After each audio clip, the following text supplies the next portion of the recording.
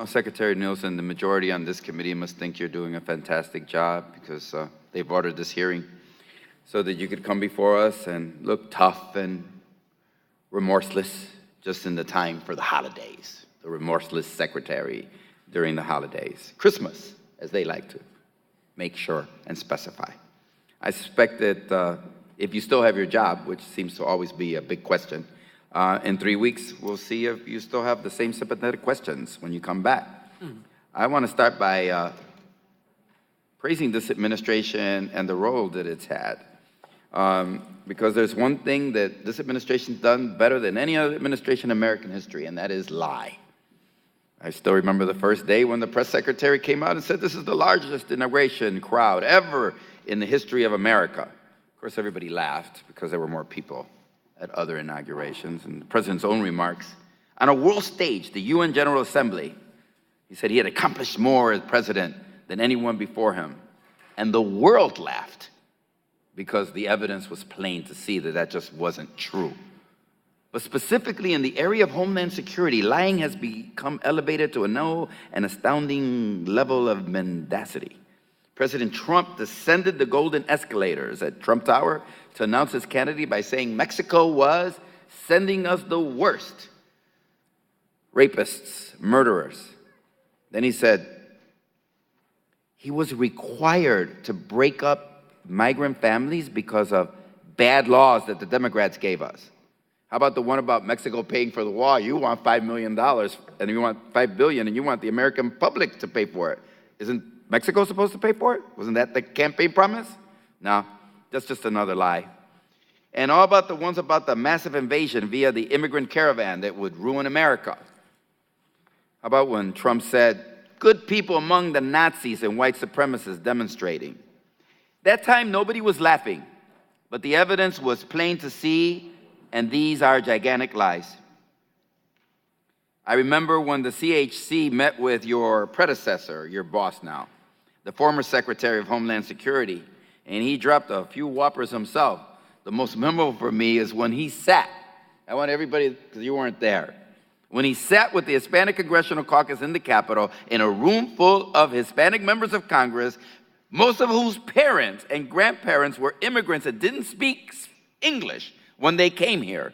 And he said to us, and he looked us in the eyes and he said, the reason we can't have too many poor, uneducated Latinos in America is because they will never assimilate into American culture like previous waves of immigrants, referring to the Irish, the Italians, and the Norwegians. I would not assimilate. The members of Congress, duly elected, would not assimilate, so we couldn't have more. He said that to us. It's almost as though we were invisible to him.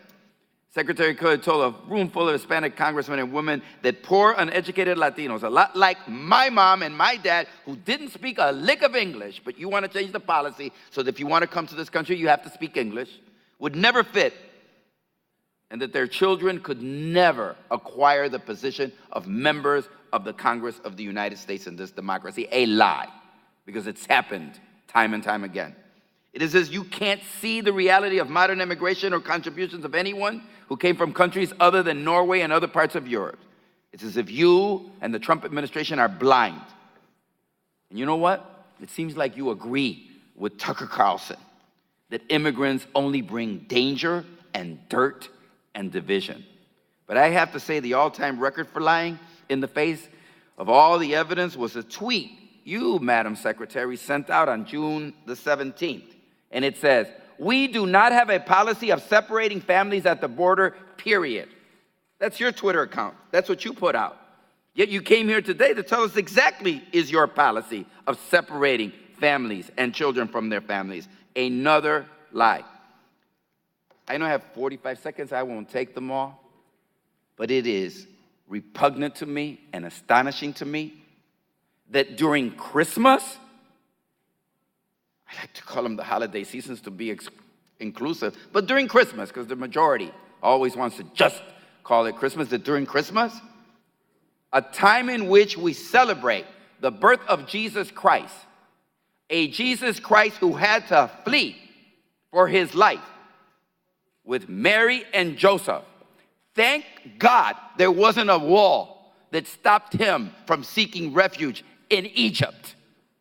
Thank God that wall wasn't there. And thank God there was an administration like this, or he would have too have perished on the 28th, on the day of innocence, when Herod ordered the murder of every child under 2 years of age. Maybe I haven't gone a lot to Bible school, but I know that part. Thank God. Shame on everybody that separates children and allows them to stay at the other side of the border, fearing death, fearing hunger, fearing sickness. Shame on us for wearing our badge of Christianity during Christmas and allow the secretary to come here and lie. Thank you.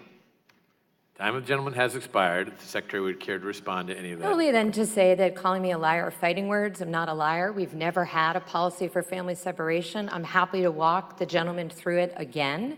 A policy of family separation would mean that any family that I encountered in the interior, I would separate. It would mean that any family that I found at a port of entry, I would separate. It would mean that every single family that I found illegally crossing, we would separate. We did none of those. What we did do is uphold the laws that Congress has passed, and we prosecuted those who choose to come here illegally. As far as not being compassionate, let me just tell you what I have done. And of course, he couldn't be bothered to stay, so I'm happy to tell the rest of the committee. What we have done is we have worked extensively with the Northern Triangle countries to find ways to help vulnerable populations as soon in their journey as possible.